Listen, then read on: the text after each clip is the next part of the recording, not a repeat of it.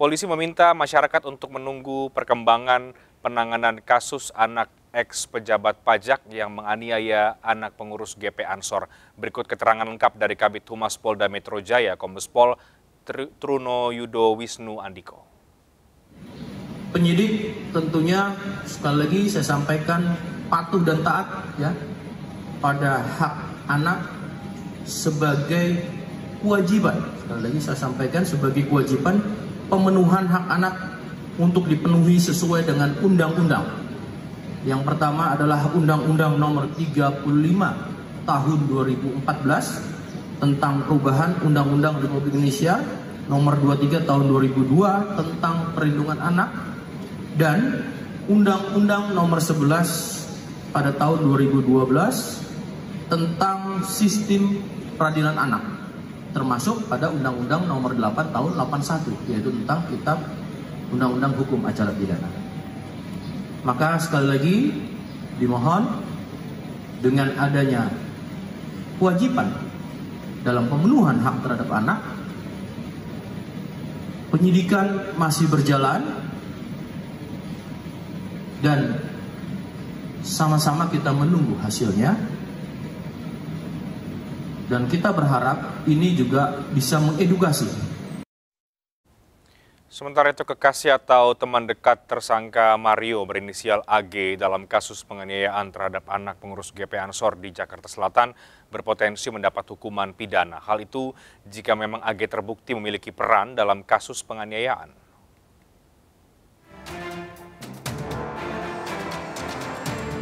Setelah Polres Metro Jakarta Selatan menetapkan tersangka baru berinisial S yang merupakan teman Mario Dandi Satrio dalam kasus penganiayaan terhadap anak pengurus GP Ansor di Jakarta Selatan, kini kekasih atau teman dekat tersangka Mario berinisial AG justru membantah ikut merencanakan penganiayaan. Sementara sejumlah karangan bunga terpasang di depan Polres Metro Jakarta Selatan. Karangan bunga itu dikirim untuk mendukung pengungkapan kasus penganiayaan yang dilakukan anak mantan pejabat pajak Mario Dandi Satrio terhadap anak salah satu pengurus pimpinan pusat GP Ansor, D. Dari belasan karangan bunga yang terpasang, sebagian besar meminta polisi untuk menangkap teman wanita Mario berinisial AG. Sementara melalui kuasa hukumnya, kekasih atau teman dekat tersangka Mario berinisial AG membantah ikut merencanakan penganiayaan. Bahkan AG mengaku sempat mengingatkan tersangka agar tidak melakukan penganiayaan sebanyak 3 kali. Pihak kami disampaikan oleh klien kami tidak ada niatan untuk itu dan memang ini murni atas pilihan yang dilakukan oleh saudara tersangka ini. Dan sekali lagi ini yang tidak ada di media. Klien kami Agnes sudah memperingatkan sampai 2-3 kali. 2-3 kali bahkan di mobil saat turun, dan dia juga sudah secara psikis diam. Akhirnya dia benar-benar menyampaikan ke kami bahwa pada saat saudara korban ini sudah tergeletak, dia bukan selfie, dia memegang kepalanya dan meminta pertolongan justru. Jadi berita yang ada ini sangat-sangat merugikan kepada. Sebelumnya, kekasih atau teman dekat tersangka Mario berinisial AG dituding menjadi pemicu penganiayaan yang dilakukan Mario Dandi terhadap korban D. AG disebut mengaku mendapat perlakuan tak baik dari David yang merupakan mantan AG hingga memicu emosi tersangka Mario. Jika memang terbukti memiliki peran dalam kasus penganiayaan, AG berpotensi dijerat pasal 55 KUHP dengan hukuman pidana. Ini dipicu dari pengaduan dia sebenarnya kepada pada pelaku, kan begitu ya. Nah, dipicu oleh pengaduan dia. Nah, tapi kemudian kan itu dibantah ya, bahwa ada larangan untuk tidak melakukan penganiayaan, bahkan setelah terjadi korban penganiayaan itu dia membantu mengangkat dan sebagainya. Nah, saya kira ini kita serahkan kepada penyidik gitu ya. Kita serahkan kepada penyidik sejauh mana perannya ya, peran orang-orang yang ada pada peristiwa itu di dalam peristiwa penganiayaan berat ini. Sementara terkait proses penanganan hukum kasus yang menimpa David, pihak keluarga menyerahkan sepenuhnya kepada pihak kuasa hukum dari LBH GP Ansor. Dan untuk mengetahui update terkini mengenai kondisi korban penganiayaan yang dilakukan oleh anak ex pejabat Dirjen Pajak, kita terhubung dengan rekan Salam Rahmat di RS Mayapada, Jakarta. Salam, selamat malam. Seperti apa informasi terbaru terkait dengan kondisi David di Rumah Sakit Mayapada? Ya, baik, selamat malam Reinhardt dan juga pemirsa. Hingga saat ini dapat kami sampaikan juga bahwa kondisi David, korban penganiayaan yang dilakukan oleh mantan anak pejabat pajak yakni Mario Dandi Satrio, kondisinya kini sudah berangsur mulai membaik, di mana untuk ventilator sendiri ini sudah tidak lagi dipasang di tubuh ataupun juga di tubuh David sendiri, di mana dapat kami sampaikan juga bahwa hingga saat ini pun David ini masih menjalani proses atau juga perawatan intensif di ICU Rumah Sakit Mayapada Kuningan, Jakarta, di mana dari informasi terakhir yang kami dapatkan dari pihak keluarga yakni dari paman korban Rustam Hatala beberapa menit yang lalu, ini disampaikan bahwa kondisi progres dari kondisi David ini sudah berangsur mulai membaik jika dibandingkan pada hari, di mana pada hari ini untuk kesadaran David ini sudah memasuki 2/3, yang artinya untuk proses ataupun juga perkembangan pemulihan dari David ini ternyata jauh lebih cepat jika dibandingkan dengan perkiraan dokter sebelumnya. Sementara berdasarkan pemantauan yang kami lakukan hingga saat ini, pada siang hari tadi ini sempat didatangi juga untuk dijenguk, disambangi oleh kepala sekolah dan juga pengurus yayasan dari Pangudi Luhur, yang mana ini juga menyampaikan doa dan juga dukungannya bagi David dan juga keluarga. Dan tak lama berselang ini juga sempat hadir dari tim pengacara tersangka yakni dari Mario Dandi Satrio dengan pengacara Dolvi Rompas untuk menyampaikan permintaan maaf kepada keluarga dan juga David ini sendiri, yang mana namun dari pertemuan tersebut ini tidak ditemui adanya kesepakatan akan dilakukan permintaan maaf dari pihak tim pengacara tersangka, yang mana dari pihak keluarga ini tidak ingin bertemu terlebih dahulu dengan pengacara tersangka tersebut, yang mana ini disampaikan juga bahwa tadi dalam sesi wawancara kami bersama dengan paman korban ini disampaikan bahwa sebenarnya yang harus dilakukan pertemuan terlebih dahulu adalah pihak dari pengacara tersangka dengan pihak pengacara korban, bukan dari pihak pengacara tersangka langsung menemui dari pihak keluarga korban ini sendiri. Yang mana ini dapat kami sampaikan juga kepada Anda, Reinhardt dan juga pemirsa, bahwa setelah disambangi oleh dari tim pengacara tersangka, juga tadi hadir pula dari tim LPSK, dari wakil ketua LPSK maksud kami, yang dengan Brigjen Paul Ahmadi, ini juga turut hadir untuk diminta oleh pihak keluarga korban agar mendampingi dan juga mengawal kasus ini hingga tuntas, lantaran ingin meminta, keluarga korban meminta kepada LPSK lantaran David maksud kami ini posisinya sebagai korban yang teraniaya, yang mana ini dapat kami sampaikan juga bahwa dari pihak keluarga korban ini juga meminta agar seluruh pihak-pihak yang terkait ini diproses lebih lanjut oleh pihak kepolisian. Dan Reinhardt dan juga pemirsa, rencananya pada hari esok ini dari tim dokter Rumah Sakit Mayapada Kuningan, Jakarta beserta dengan pihak keluarga ini rencananya akan melakukan konferensi pers terkait dengan kondisi terkini dari David, yang mana ini dapat kami sampaikan juga bahwa terkait dengan kondisi David dan juga apa yang menyebabkan David ini mengalami koma dan juga luka-luka di titik mana saja yang terparah hingga David mengalami koma hingga saat ini. Reinhardt. Salam Rahmat untuk informasi dari Anda langsung dari Rumah Sakit Mayapada di Jakarta. Dan kondisi David, korban penganiayaan anak mantan pejabat kantor pajak Jakarta Selatan, Mario Dandi Satrio, menunjukkan perkembangan yang positif. Namun dalam hal ini tidak menutup kemungkinan pihak keluarga akan merujuk David ke rumah sakit di luar negeri. Kita akan elaborasikan lebih jauh terkait dengan kondisi dari David bersama dengan juru bicara keluarga. Ada Bang Rustam Hasala yang sudah bergabung lewat sambungan Zoom. Bang Rustam, selamat malam. Selamat malam. Baik, Bang Rustam, saya ingin mulai dari bagaimana kondisi David ya, yang kami dengar kondisinya membaik, tapi lebih jelasnya mungkin Anda bisa menggambarkan seperti apa kondisi David saat ini. Ya, baik, terima kasih.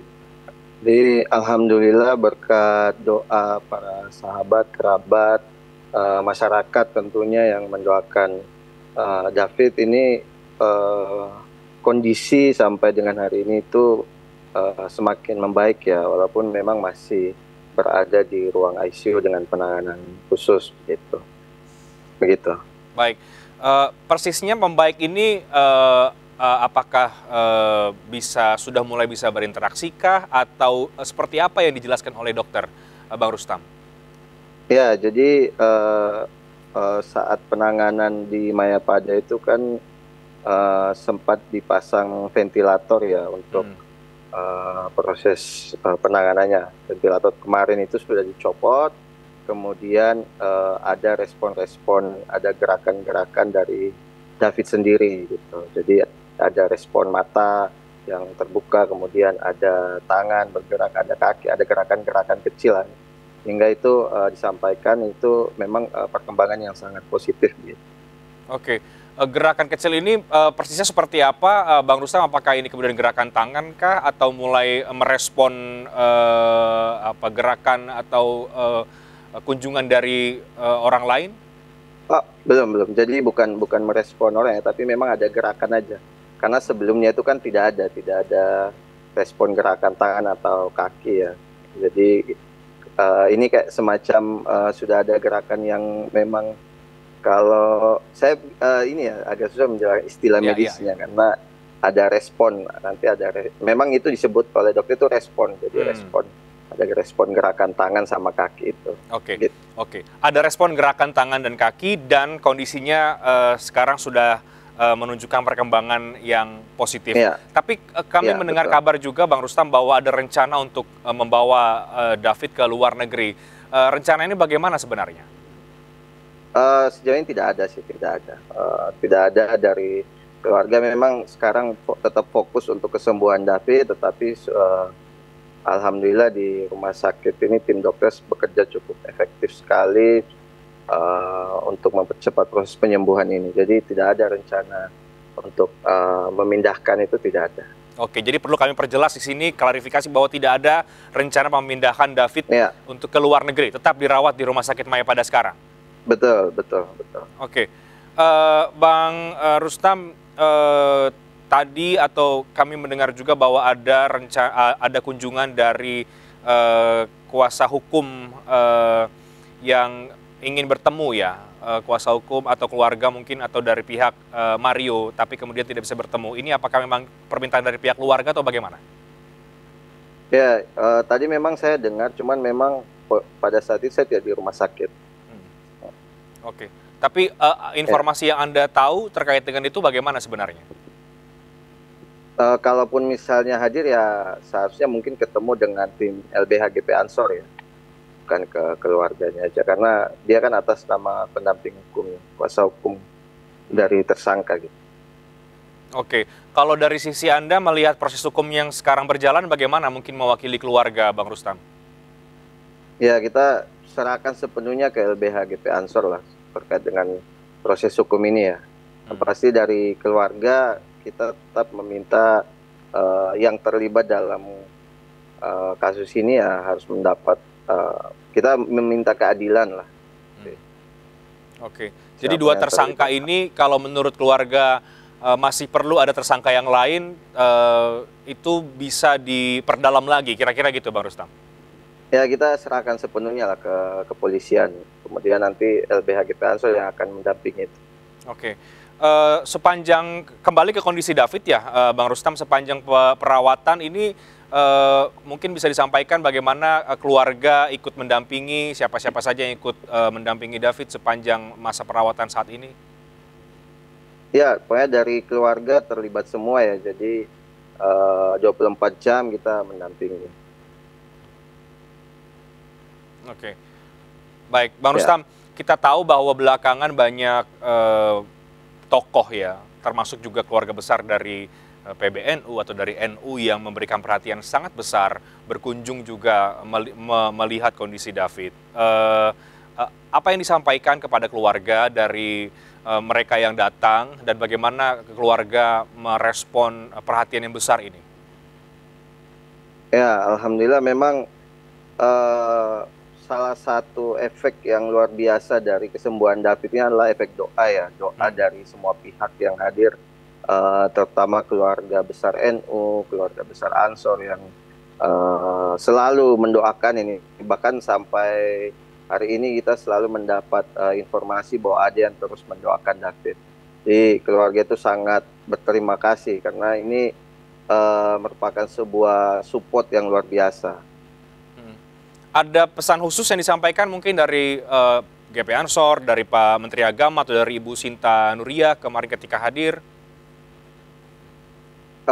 Semuanya lebih ke mensupport untuk keluarga tetap kuat, kemudian David segera sembuh. Oke. Bang Rustam, terakhir sebagai perwakilan dari pihak keluarga, melihat besarnya perhatian dan juga sorotan publik terhadap kasus ini dan juga untuk berdoa untuk kesembuhan David, apa yang ingin Anda katakan kepada masyarakat? Yang pasti yang pertama adalah terima kasih kepada masyarakat, ya, kepada semua pihak yang memang melihat kasus ini sebagai sebuah permasalahan yang serius, ya, karena ini penganiayaan, ini sudah di luar, kalau menurut saya pribadi sih sudah di luar nilai manusiawi lah. Jadi saya mewakili keluarga mengucapkan terima kasih yang sebesar-besarnya atas doa dan support dari masyarakat di luar sana. Terima kasih. Oke, dan sekarang bagaimana kondisi keluarga, ayah, keluarga, orang tua dari David menghadapi perawatan dan juga kasus ini yang akan berjalan? Ya, saling menguatkan, keluarga tetap saling menguatkan untuk bisa melewati proses ini. Oke, jadi keluarga saling menguatkan agar dan berdoa agar tentu David bisa segera pulih. Tentu doa yang sama kami sampaikan, kami panjatkan Bang Rustam dan juga dari banyak sekali masyarakat yang ikut mendoakan kesembuhan David. Mudah-mudahan bisa segera membaik dan segera pulih kembali dan kita dukung proses hukumnya. Terima kasih banyak Bang Rustam Hatala sudah bergabung bersama kami di MNC News Prime pada malam hari ini. Ya, terima kasih. Sementara itu, Komisi Pemberantasan Korupsi mengagendakan pemeriksaan terhadap Rafael Alun Trisambodo, ayah dari pelaku penganiayaan Mario Dandi Satrio. Kami hadirkan informasinya usai jeda, tetap di MNC News Prime.